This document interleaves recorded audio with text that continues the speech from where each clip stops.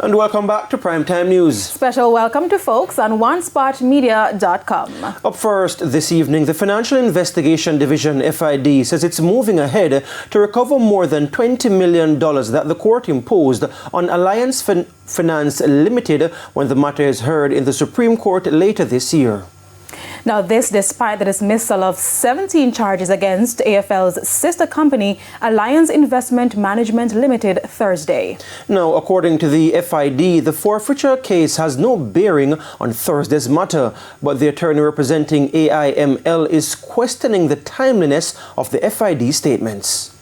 The legal woes for Peter and Robert Chin, President and Vice President of Alliance Financial Limited AFL, are not over as yet.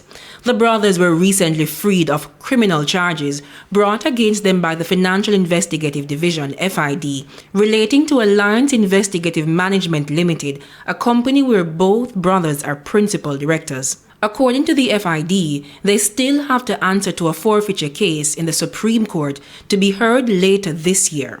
Court documents reveal that the AFL was lending foreign currency without being an authorized dealer, as well as accepting deposits without the requisite license from the Bank of Jamaica.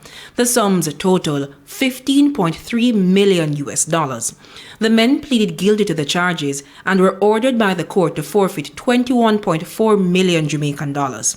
The FID said it will be seeking to recover the funds.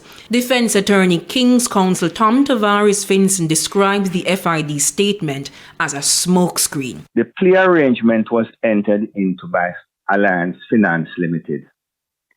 AIML, which is a different entity, was charged with poker. What the statement is seeking to do is conflate both matters. Mr. Finson revealed that the criminal charges against AIML caused reputational damage to the company and the directors. In August 2022, AIML's securities portfolio were bought by Sagicor.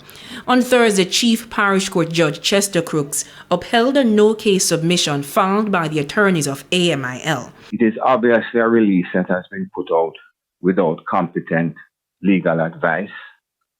And I think that the release brings the FID into further public ridicule and disgrace.